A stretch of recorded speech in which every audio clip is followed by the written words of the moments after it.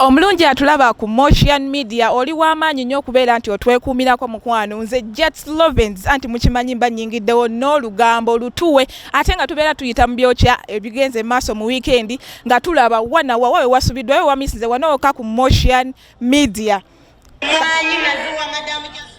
Emmwanyi efuuse emmwanyi katutandikire kwa kakatambi kennyini katusooke tuwulire biki ebyali e Masaka.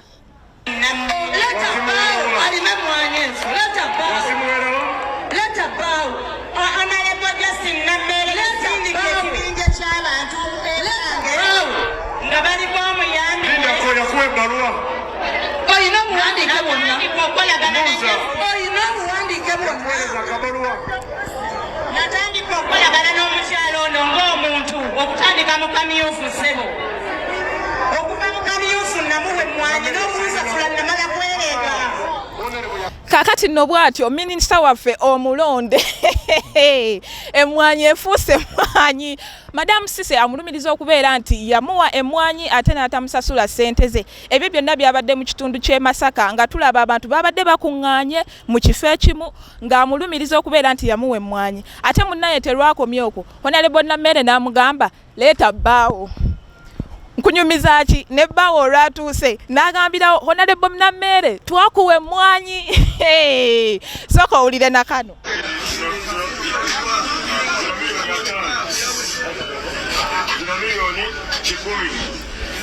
Milioni 10. Zino milioni 15. Kati obanjako milioni 3. Ogenda kuwa security efutwale. Kakati munnange siikuliise ebyo byonna munnaye Honorable waffe Balaam yavuddeyo ate n'abeera ng'agamba tukkakkane ensonga zino tusobola ozimaliriza mu buntu. Twagenza olaba nga Balaam akubira state minister ya Kasala. Twagenza olaba nga Honorable Balaam akubira state controller n'amugamba nti ate munnaye ensonga zino tuzikoze tutya. Munnange Madamu Cissy nga bakwata bamuwa milioni 15 ng'alabikako mu kamera nga musanyufu bitya nga bw'agamba nze bannaye emmwanyi efuuse emmwanyi bansasudde sirina kye mbabanja naye nno munnaye olowooza lukyali luto.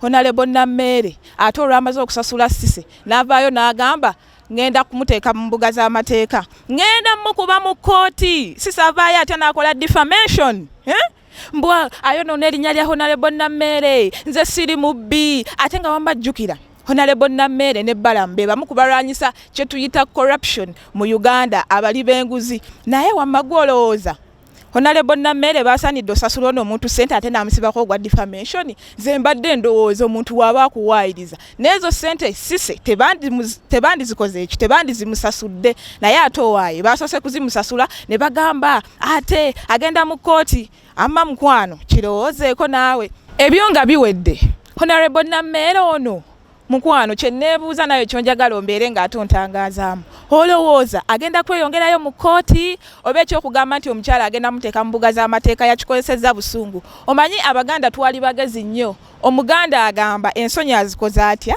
azifudde obusungu. Ye omukwano gwe ne Balamu gugenda kusigalawo kubeera twabalabyeko mu katambi akamu nga Balamu ali ku ssimu nga bw'agamba Nammere sirika njogere nga Balamu bw'ayogera naye nga Nammere amuwozesa ne ng'abannange.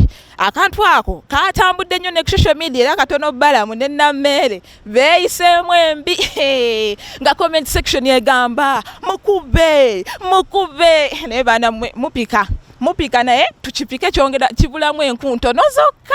So mukwano story bwetu bwe yabadde omukyala bamuwadde ssente alhamdulillah naye security yo gye bamuwadde omukuuma yamutuusizza bulungi. Yo security gye bamuwadde omukuuma nga tetwagirabyeko mu kamera naye nga tuli bakakafu nti oyo omukyala ssente ze bamuwadde agenda beera nazo. Kale byonna tubirekere Mukama Katonda naye nga alhamdulillah ssente ze yazifunye.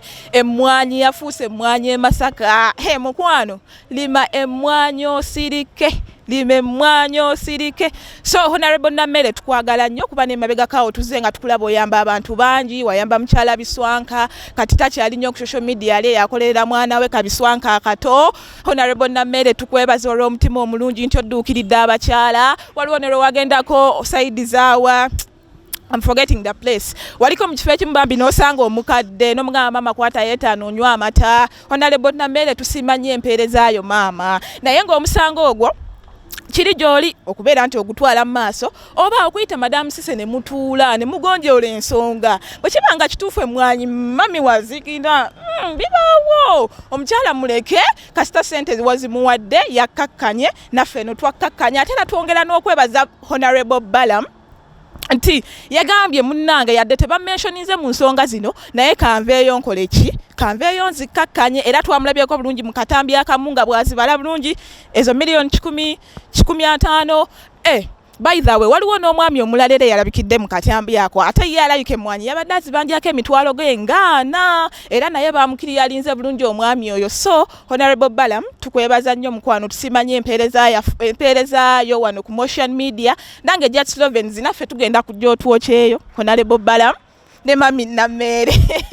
So mukwano emboozi nina nnyingi nnyo ebigenze mu maaso mu weekend. Enkolagana ya Honorable Namere ne Balam esigaddewa ebyo byonna twagala okubitegeera era nga bwe tunaaba tutegeddeko ebimu ku byo tugenda baira nga tubibaleetera wano okka ku Motion Media mukwano subscribing nga liking nga sharing nga commenting ebyokya bibeera wano okka. Honorable Namere ne Balam be basinze okwefuga ekintu wiiki eno naye nga yonna gye banaakivugira kinakira ffe tujja batubibatuusaako wano we tuli naye nga sofa yavuddeyo n'agamba time ya koti katuwulireko ka audio kano nga minisita waffe omulungi Honorable Balam bannaye sente ewooma nze buli wenkirowooza nako mpuliranga anyway Madam Cissy congratulations sente ze zaamuweereddwa era nga tusooke tulabe kano ka audio.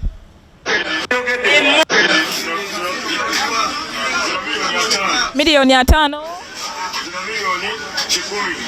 miliyoni 10 zino miliyoni 15 miliyoni 15 obanjako miliyoni 3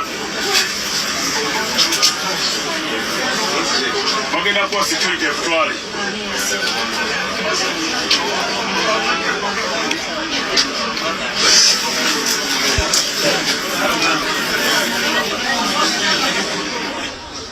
Mukwano byebyo sente zonna bazimuwadde ne security ne bagimuweerako Madamu Cissy naye munnaye Honorable Namere ebyo byonna olwawedde yasigadde akola ki yasigadde yeemulugunya ku lwa defamation nako katukawulire ne bwe munaleeta buli kika kya false accusation ne bwe munaleeta abampayiriza ebyenkana ettaka ne bwe munakola bifojjale ne mukola bisetup ne mukola biconspiracy theory bemusiriwaza mujja basiriwaza balowooze mwogera mazima abagezi bajja kubeerawo abategeera bagambe nti bino bifojjale kyonna kyekiri nze sijja kuva ku President Museveni kye yantuma kale sijja kuva ku President Museveni kye yantuma Honorable Namere jju ate ani awakana